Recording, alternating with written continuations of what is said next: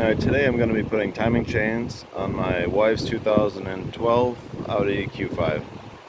So, start by removing these this plastic shield above the bumper. Just push in these little these little button things, and then about halfway in so they don't fall all the way through, and then you can release them with a little flat blade screwdriver or a grommet tool. Alright, now you just pull this panel straight up. It doesn't really hook in, you just pull it straight up, and it very shallow hooks here. It's very easy. Now remove this air filter, this intake pipe here, just these two screws that attach it to the core support. And then while you're up here, also these screws down here, right here, and unplug this, as well as this. Sometimes this connector down here will fight you, so you can just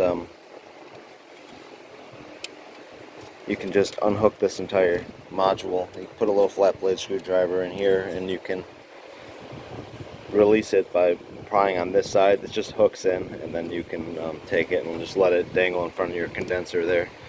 It'll rest on the intercooler. So,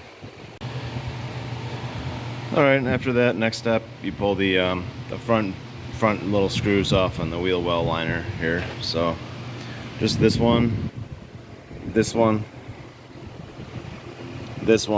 right here, and then once you pull that away a little bit, right here at this point there's a screw that goes upwards. It's also, a T15 Torx bit that you would use to take it out. So just those, and then do that on both sides. Now I'm just going to remove the belly pan. It's pretty straightforward, just a bunch of those Torx fasteners on the back through here, and then in the front there's some little Torx screws. So I'm just going to do that. Alright, with the belly pan removed, next thing you have to do is, underneath the belly pan there's these little Torx fasteners that hold this lower section of the front bumper cover on. So you just do those 4 screws there, and then your bumper cover is loose. So once you undo those, you can just pull out right here on both sides and unplug your fog lights, and the thing just pulls straight out. So, alright, with the front bumper cover pulled off, now you're going to want to take these rubber hoses that go to the intercooler and loosen these clamps up and pull these hoses away on both sides. You're going to want to undo these screws, this screw here, this screw here. Take these, 3 on each, there's 3 on each side. These large, it's a 16 millimeter socket is what you're going to need. And then put long threaded rod there. Or just if you have a long screw that has the same thread pitch, you can just put that in. Probably want it to be about, as long as possible. 6 inches, 8 inches long would be great. Then undo this on both sides, this screw and that screw. And then I'm going to do that right now. Alright, with that stuff removed, now you're going to want to go up here and release this. Just pull this away from the core support so you have a little bit more slack here, and this clip here as well. And take this screw off, and then this one. And you want to take this return hose off of the reservoir.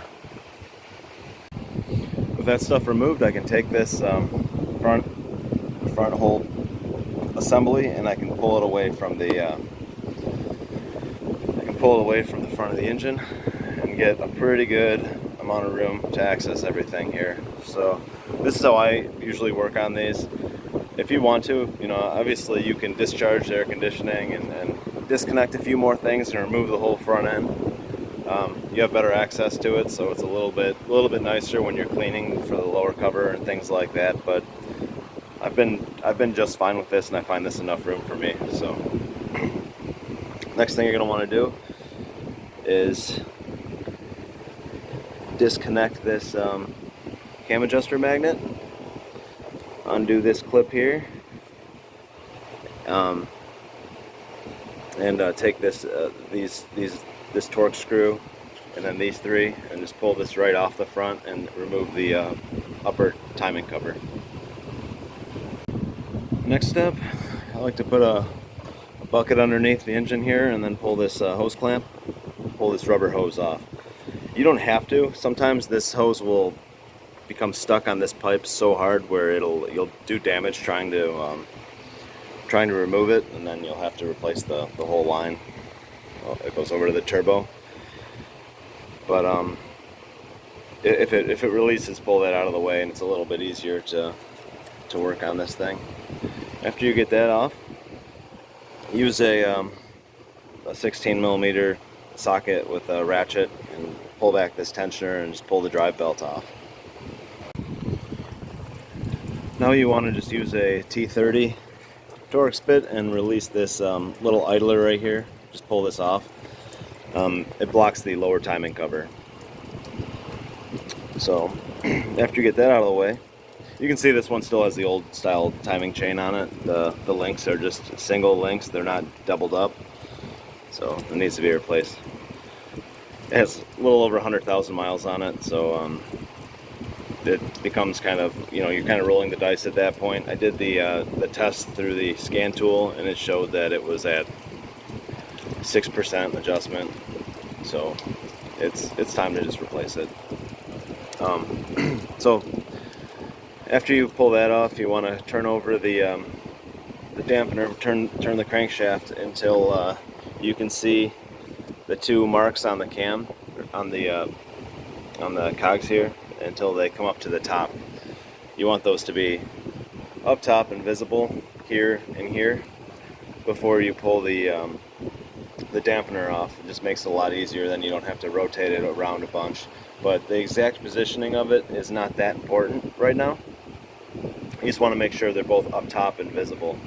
There is a little arrow on the lower timing cover that you can spin the dampener until that lines up. But it's kind of hard to see, especially when these lower covers are dirty. So, and it's not that important because there's a mark on the gear itself that is the most vital thing to pay attention to. So for right now, spin the marks till they're up here, and then you're gonna then pull this idler off, and then you're safe to release the center bolt on the dampener. Once you do release that bolt, you're gonna want to screw it back in with just a socket in your hand, so that it holds the cog up against the crankshaft. So you remove the screw, pull the dampener off, screw the screw back in without the dampener, just hand tight, and you'll still be able to remove the lower timing cover without a problem, and it'll hold all the gears and the main crankshaft gear. It'll hold it to the front crankshaft, so you won't have to worry about anything jumping or moving down low. So that's what I'm going to do now. Alright, with that done, and here's the two marks I was talking about. You can see them on this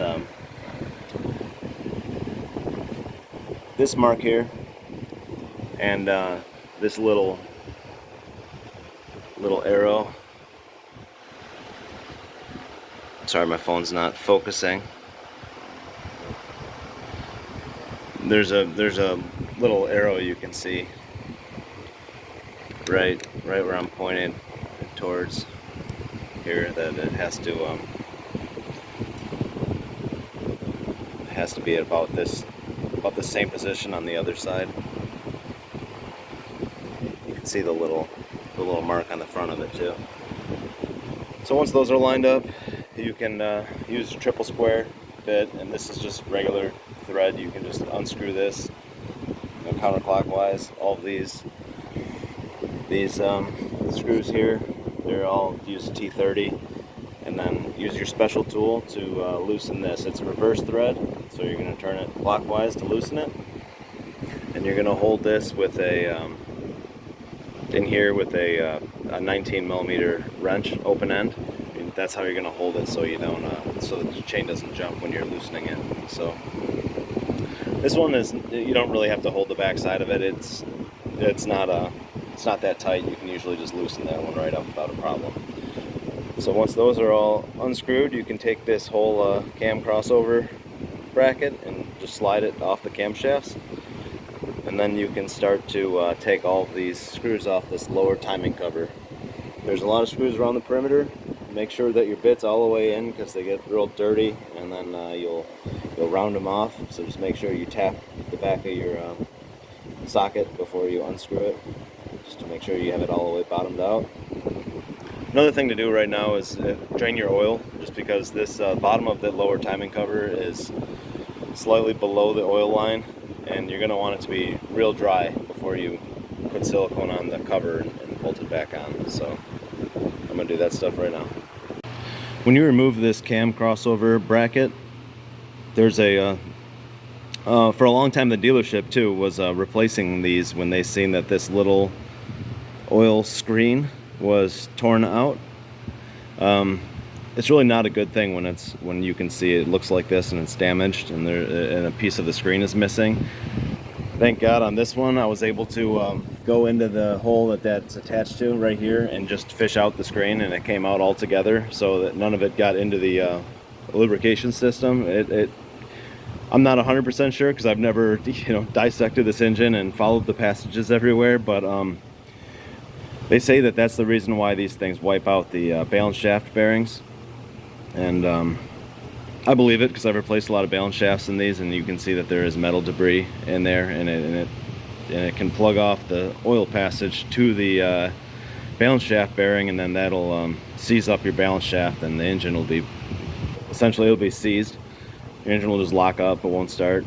So they think this is the root cause of that problem. So the service bulletin says, rather than replacing this entire crossover, just get rid of the screen. They decided that it was not necessary, so they just kind of put it there just to screw stuff up. So you can use a little flat blade screwdriver or a pick, and you can get underneath the underneath that little surround of that screen and just pop it out altogether, and then just install it without the screen. Even if you see it's in good shape, it's worth doing, because this always happens. It's super common, we see it all the time. So remove the little screen.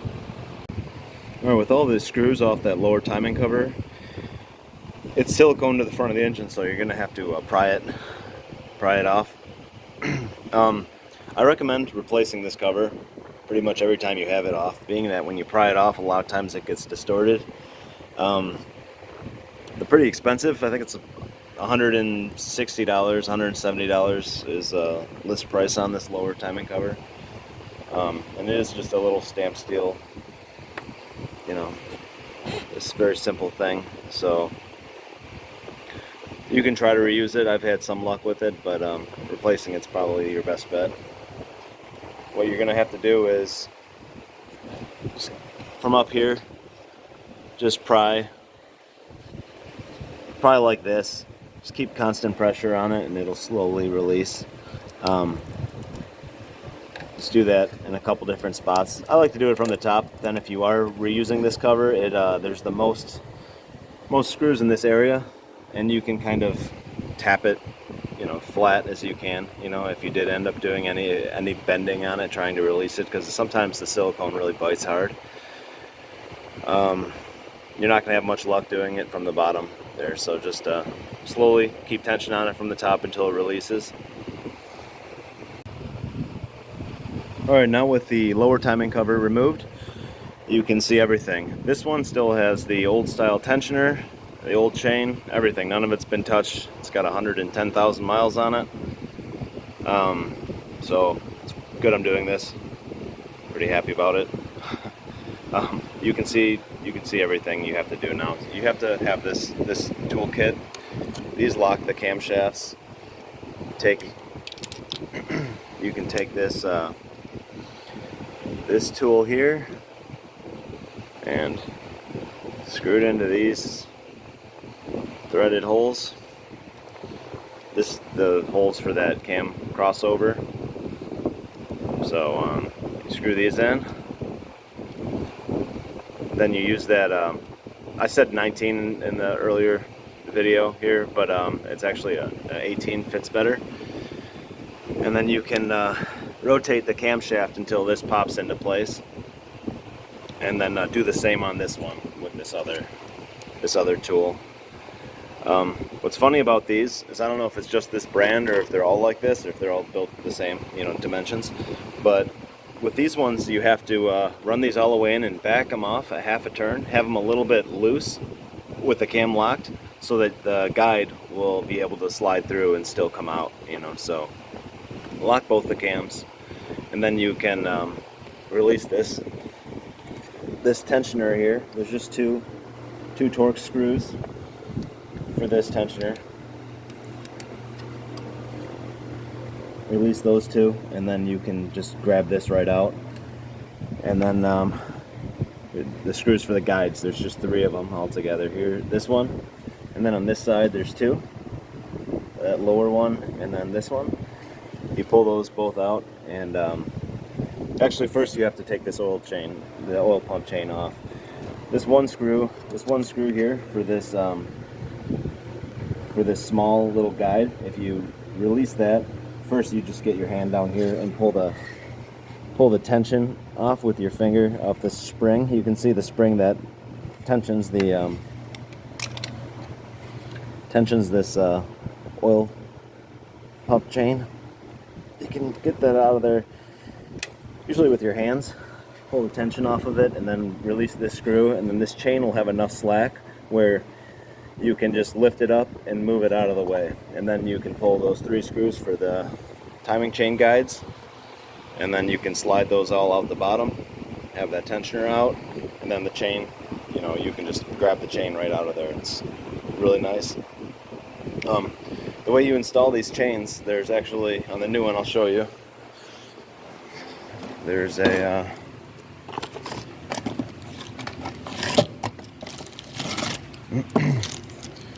there's gold links. Makes it the nicest chain.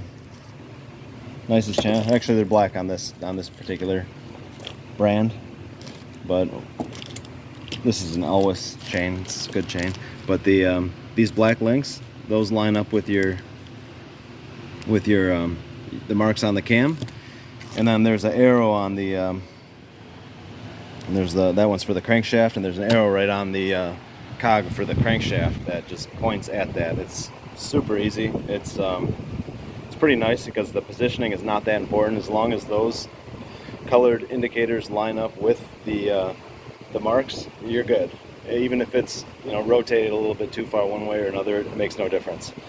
So you just pretty much do that stuff. This upper guide, I like to pull the chain off first and then just get a little screwdriver underneath here. Sometimes it breaks, it doesn't matter. You take the new one and you just push it on. Just make sure you don't lose any of the pieces. But when the chain's out of the way, it's a lot easier. So pull the chain off, pull this off, take the new one, slide it on with your fingers, put the new guides up through the bottom, tighten up all those triple squares, those 3 of them, and then and that's it for now. So I'm going to do that stuff. Another thing that they changed with the newer timing chain is the newer style tensioner. This old tensioner worked a lot different than the new one, and the new design, I haven't seen any failures with this one yet. Honestly, I haven't seen a whole lot of failures with the old style either. I think most of the problem was just the chain stretching. That's what I've personally seen, but I guess these were problematic. You can see what they did is they changed the way that the ratcheting mechanism works. This one has teeth on the one side, and then there's a little spring in here that as it moves out, it just clicks into those teeth and then kind of holds that position.